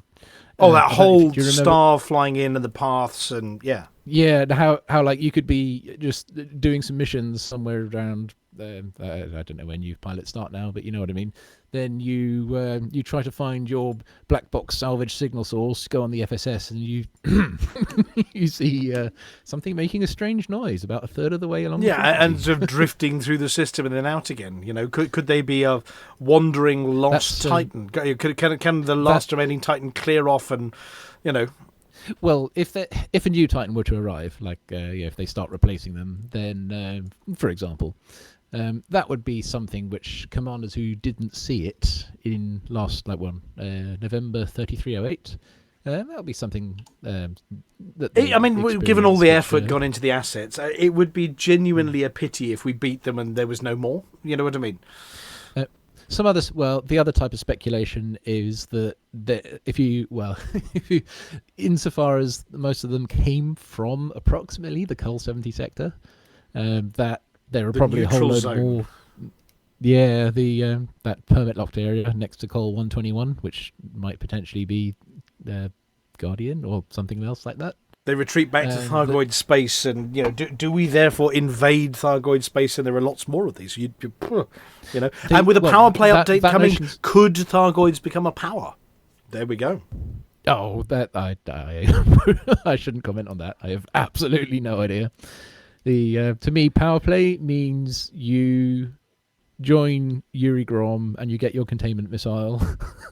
Well, yeah, I think this is probably why they're thinking of updating it. You know, exactly. Yeah, that's what they want to fix. But that lovely map they've got, that 3D sort of bubble representation of where the powers are, and you know what I mean, the spheres of influence. You know, being able to see the Thargoids on that as well, with a picture of Tharg the Mighty, you know, looking grand in front of a poster. Would you say is that what gave the bubble its name? What, the little bubbles in the bubble? The appearance when you click on Power Play on the Galaxy. No, the bubble was named before Power Play. The bubble was an alpha. It was a sausage. It was a sausage, and then it was a bubble, as I remember, because we had the one or two starter systems which were in sort of the alpha and beta stages, and then we got a sausage which had weird in it and a few other systems. And bubble you couldn't get out of at the You couldn't get out of, and then there was a sausage where you could see out of it, but you couldn't travel out of the sausage. And then it became a bubble, which was a name adopted before Power Play. Yeah, well, that's interesting to me. Right at the start. If anyone, as anyone might have discerned multiple times, I didn't have Elite at the start of Elite Dangerous. I played the. I remember when it was. It was one system, and you had the spinning. What was it? The cap ships were all trying to mate with each other in the middle of the screen. Oh yeah. And you had, because it would accidentally overlay 3 cap ships, and they'd sort of sit there wiggling quite disturbingly. And but you could take things on with a Sidewinder, which was quite fun. Back in the day, as they say. Yeah, I remember going attacking them things. Combat. Oh. Oh yeah. I remember the first time another commander appeared, and it was just like, there's somebody else here. This is cool. And then was it Zaphod Beeble tried to blockade? Was it Maypor? No, it was another system. There was one anarchic system, and he'd sit outside with a cannon on a Viper, demanding 1 ton of cargo from people coming into the station, or he'd blast them with a cannon. Back when piracy you could actually do, and he was holding people hostage. It was him and Snuffler, wasn't it, who were doing that? Oh, yeah. Snuffler. Yeah. Back when you could actually blockade a station and hold people hostage. Yeah. That was all good. It was all good fun. Got enough stations around, you should be able to continue doing that. I guess they've changed things. No, that was when you only had one mode and everybody was in it. Yeah. It did cause a bit of salt. But then again, it was done in a gentleman pirate kind of fashion by Zaphod Beeble. It was him and his brother, and was it Spikes, his brother, and they were doing sort of stand and deliver manoeuvres outside. Jan, yeah. What was the one where somebody would sit on a station and shoot people? And of course, if you shot, that was much more recent. Station. Yeah. That was much more recent. Or you ram people that are going too fast, and all of the various ways of upsetting people. At least his way was gentlemanly, that if you did give him the 1 ton of cargo that was worth about 50p, then he would let you go. But the fun we had. I have to confess, before on the evening before ECM last year, when I was speaking to a few other commanders just around that garden around the back of the hotel. We were trying to calculate how many Pack-Hound missiles individually a Type 10 unleashes all at once. Is that before or after it's inevitable heat death? I didn't think to ask what do you do about overheating when you're sitting on top of this Coriolis starport shooting. I think it was something like 168 missiles at people. Yeah, I don't know what the limit is, because I know there's a limit on limpets and dropped cargo and things, because that used to be you could really, really upset the servers by just dumping a whole Anaconda full of cargo, and everything would go to 1 frame per second. I don't know what it is in like Odyssey 4-Live. I seem to recall in what's now Legacy, it was pretty clear. It was something around 20 canisters. I think once you start dropping more. Yeah, we've had this when we've been teabagging over at Hutton Orbital. That if somebody drops too many, they all start blowing up. You have up to 20 each now before they blow up. Well, there you go. The thing is, I'm fairly sure I've dumped more than that over a planet's surface. But you can do more in well away from any stations in open space. Yeah. Oh, near stations. I don't think there's any limit then. Yeah, they get I think there is a limit. I think there's still a limit. We tested it at some point, but it was a while back. I think it's different in live. So. Yeah, and in solo. Because it's only you stressing your own machine out, not everybody else around you. Yeah. Yeah. Okay, well, look, thank you very much for coming to join us, Commander Vulkarius. And as is only right, Mr. Dusty has been listening. Okay. So Mr. Dusty has written the outro for the show, which I'm going to read in a second. But we are going to be back next week. Hopefully, we're going to have 1 or 2 of the rest of the crew with us. But hey, it doesn't matter. There's still a show. It might be, if you happen to be around and fancy popping in for a quick Tyrannus/other Titan update for us, sort of a breaking Vulkarius news. Oh, well, we'll have to see what happens. Have to see what happens. Would you be up for coming to join us and just giving us a little update on how things are going in the Thargoid War? Yeah, we could try it. You'd be more than welcome. Drop in the server next week, and if you want me to, we can write you in. We can get Mr. Dusty to write you a theme tune if you want. I think I'll pass. Okay, we won't do the theme tune thing. We may just do a noise or something, or a klaxon. But I'll talk to the rest of the team, and maybe if you're up for it, I mean, we're interested in the news. There are people who aren't engaging with it and may want to know how it's going. Yeah, so I think put you in a blue hat and a jacket that says press. Yeah, like sort of Anchorman style. I think after today, well, we've got the other maelstrom that we had quite low was Ligong. Although I'm guessing it might need. Well, we'll have to see. I imagine everyone might try to go there next. That's kind of my guess. If attacks at the Titan aren't very efficacious, given that it has extra systems, then there might be a bit of a pause while we start clearing a few and we start pruning a few away. Then if we can get it to like the damage resistance to high like Tyrannus is now, then you can bet everyone will then immediately just rush straight in. Probably Ligong is the most likely for the next one.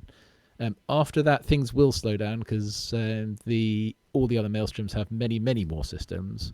The third most feasible is Haddad over in Imperial space. For a reason I'll not go into here. It's a strategic reason to do with the spice. All hail the Empress. May she reign for a long time. Oh, of course. Bask in her glory. Well, you can bask. I'm going to make sure I'm not about to be arrested for saying something bad about her or the family or the orgies and things. You know, the bacchanalian delights of the Empire. Yeah, so it's to do with the spire site location because we do still need to use the spire sites to get anywhere near that close. And Haddad's a very easy one to do in terms of the spire. This is assuming that all the Titans are the same. So that's an interesting point. When you once you reach one, I'm going to go with they're the same. That's something I didn't think about when I said Haddad was going to be the third easiest. Because I suppose now that they've stopped glaive interdictions, because Haddad, once from arrival, you're looking at 40,000 light seconds. So it's quite that's a lot of hyperdictions going on and interdictions by. Yeah, but I think it would still be the easiest, insofar as the other five maelstroms are going to be much, much more difficult to get anywhere near that close. That's just the way the strategic game has been set up, and given the positions of the spy sites and such. So. Okay. Well, the other thing we do is once we're done with this one, then is we have a habit of raiding somebody else and dropping in unannounced on somebody. I was just going to go and see if there was anybody actually streaming out at one of the Thargoid sites at the moment as a suitable raid option. I don't know whether anybody else has got eyeballs. Anyone doing AX will almost certainly emulated penguin. Yeah, the emulated penguin. Yes. Oh, I can see. Yes. Well, I tell you what, we're going to. It's CMDR _ emulated penguin, if I remember right, isn't it? Yeah, that's right. Yeah. So let's just program that one. CMDR _ emulated penguin. Hopefully spelt right. So yes, we're going to go and raid that. So anybody who's watching our stream at the moment, we're going to play as usual the theme tune on the way out, and shout for the mug in a minute and things, but not as loudly as Amelia does it. Hang around for the credits and the end of the show, and at the end of it, we're going to drop in on the emulated penguin. Please do give them a hearty for the mug from all of us from Hutton. Other than that, Mr. Dusty's got a few words for you. So here we go. As the cosmic dust settles and the echoes of our journey through the cerebral realms fade into the silence of the void, we close the chapter on another exhilarating adventure with Vulkarius. With mind-bending puzzles that stretch the very fabric of our imagination, he has once again proven to be the master of the mathematical maze, the sultan of the cerebral challenge. As we bid farewell to Vulkarius, the man who makes the universe seem like an open book filled with endless mysteries yet to solve, let us carry forward the spark of curiosity he's ignited within us. Until we meet again in the vast expanse of the unknown, keep pondering, keep calculating, and may the spirit of Vulkarius guide your way through the stars. Safe travels, commanders, and remember, the universe is not just a puzzle to solve, but a wonder to behold. For the mug! For the mug!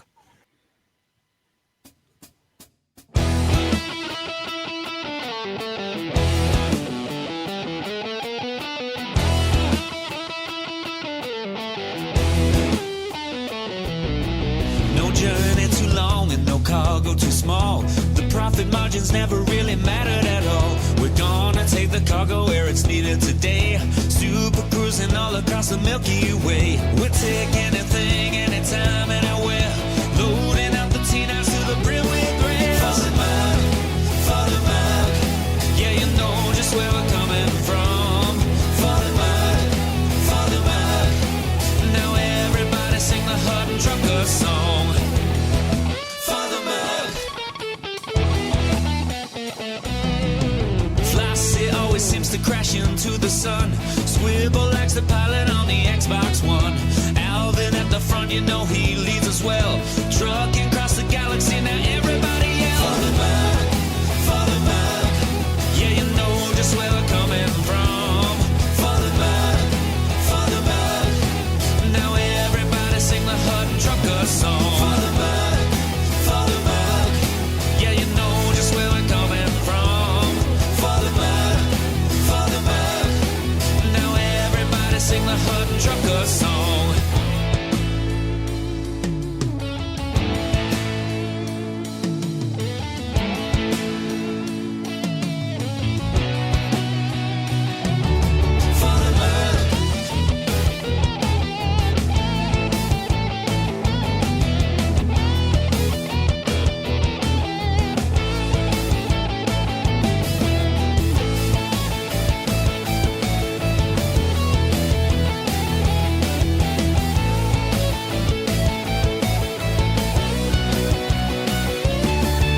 Give me a large pad that I can land on, and I'll give you my cargo and sing you my song.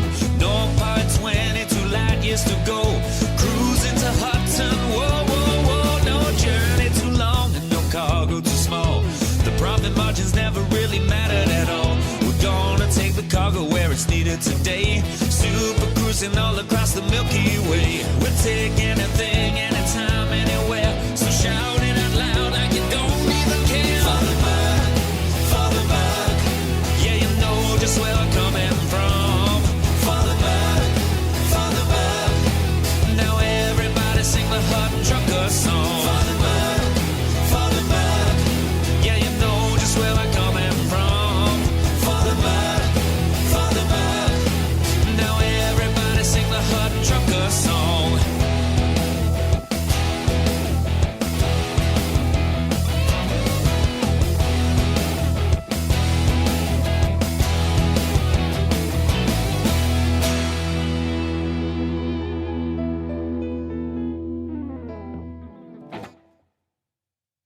Ladies and gentlemen, that's the end of the show.